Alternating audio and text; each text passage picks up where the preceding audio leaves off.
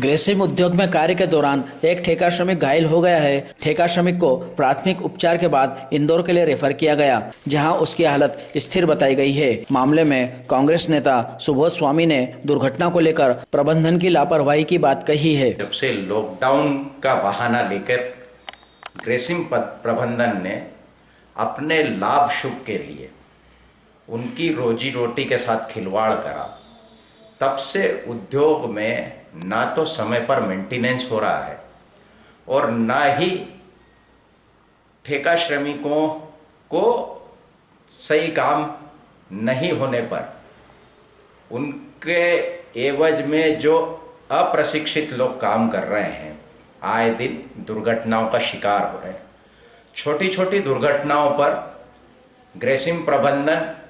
रफा दफा कर देता है। आज एक ठेका श्रमिक दिनेश जैन, पिता मुरलीधर क्षीरसागर जैन, जो मैकेनिकल कोल्ड हैंडलिंग प्लांट है MCHP ग्रेसिम उद्योग के पावर प्लांट के अंतर्गत आता है,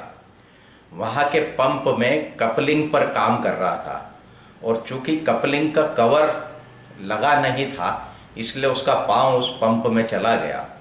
और बुरी तरह क्षतिग्रस्त हुआ है। जो सूत्रों से जो खबर मिल रही है वहाँ इंदौर से, उसमें ये बताया जा रहा है कि पांव की स्थिति बहुत ही नाजुक है। मैंने औद्योगिक स्वास्थ्य सुरक्षा विभाग के अधिकारी हिमांशु सोलोमन साहब से बात करी है। उन्होंने बोला है कि इस पूरे संदर्भ को हमने संज्ञान में लिया है और हम आपराधिक प्रकरण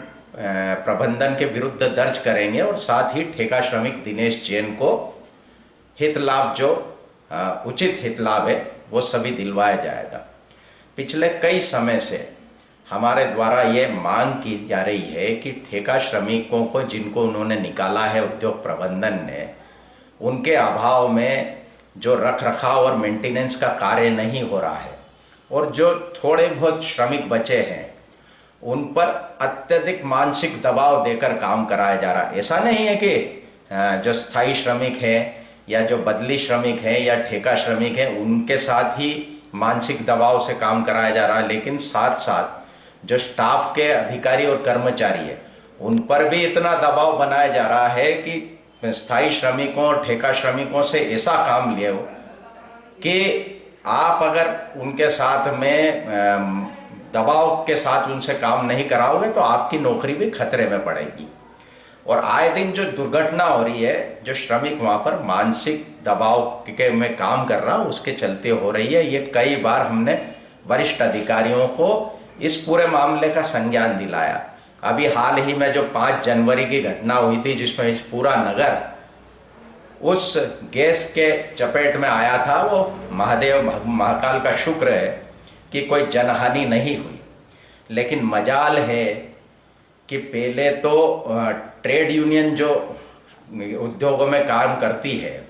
उस पर से श्रमिकों का विश्वास तो पहले ही उठ चुका था। जो थोड़ा बहुत विश्वास बाहर के राजनीतिक दलों के नेताओं और जनप्रतिनिधियों द्वारा कायम किया गया था, वो भी इस लॉकडाउन के पश्चात श्रमिकों में खो सा गया है। कारण उसका यही है कि सभी राजनीतिक दल ने, वो भले फिर भाजपा या कांग्रेस, क्योंकि मैं भी कांग्रेस का जिला अध्यक्ष, कार्यकारी जिला अध्यक्ष हूँ, लेकिन बहुत शर्म से ये बात कहने में आती है कि जब हमको मजदूरों ने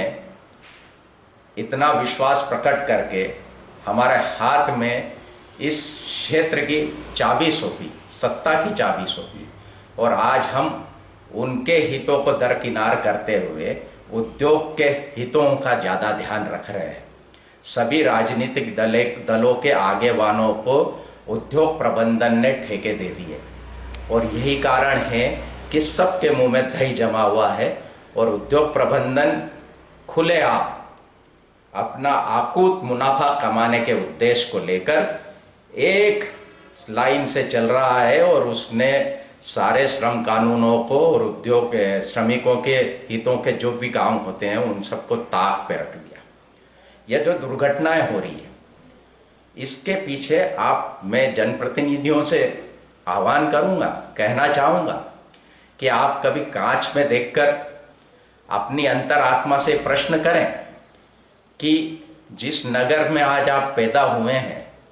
और जिस नगर का श्रमिक इस औद्योगिक नगर है और इसमें श्रमिकों से इस नगर की पहचान है,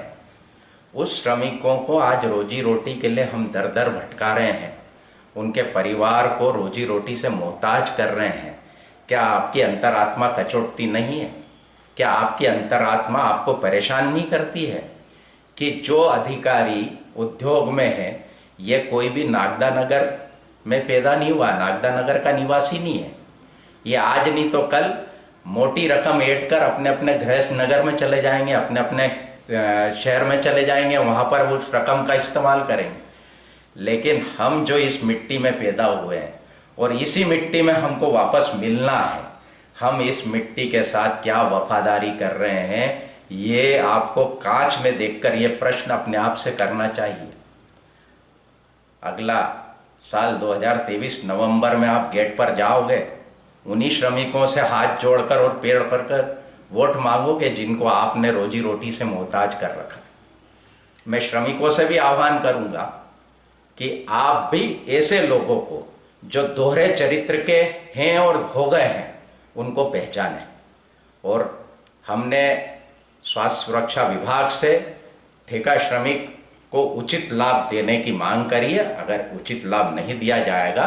तो उस श्रमिक के हित में और जितने भी श्रमिकों के हित में हम स्वयं उनकी लड़ाई लड़ेंगे।